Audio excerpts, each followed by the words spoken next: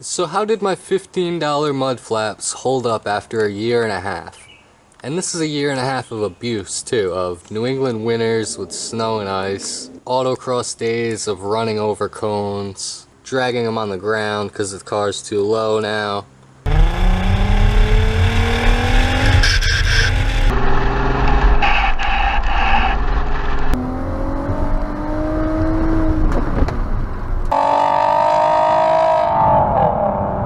And when I put these on, it was a 100% custom job, and they're not sticking out. I see a lot of cars driving around with them just sticking out way too far.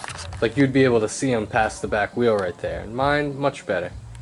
If you want to see how to do the fitment on the R32, I'll put the link below and show you like the measurements I cut off of them. But yeah, pretty happy with the Rally Armor flaps. So fun little fact here, I put the Rally Armor splash guards on before I lowered the car. So usually that's the first thing to hit the ground, and I didn't want to, drill new holes and move them up. So pretty flexible there. Over time with just heat and, regular conditions, they've sort of taken that curve to them. And yeah, pretty happy with them.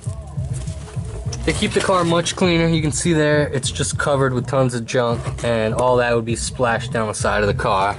So we'll go around, check them all out, and see how they're holding up. So here's the one on the rear passenger side. And like I said, I didn't put mine sticking out ridiculously far. When I installed mine on the rear, I sort of trimmed them and made them sort of flush with this line here on the bumper.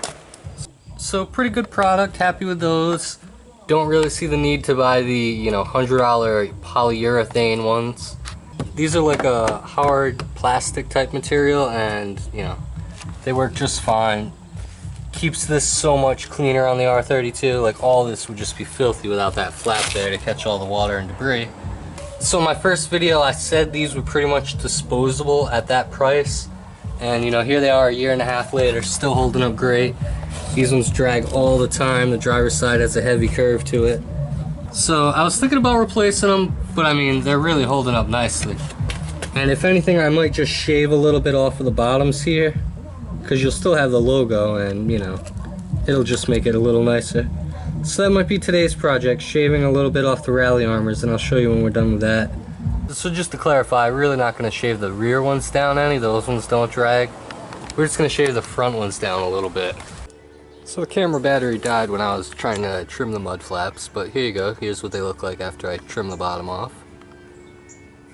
So pretty happy with those. I would definitely buy those again. Like I said, no need to really spend, $100 on the polyurethane ones. These ones work just fine. So link to the Rally Armor install below. So like and subscribe for VW modifications and more. And if you follow along, you might get a hint right now at what the next one might be.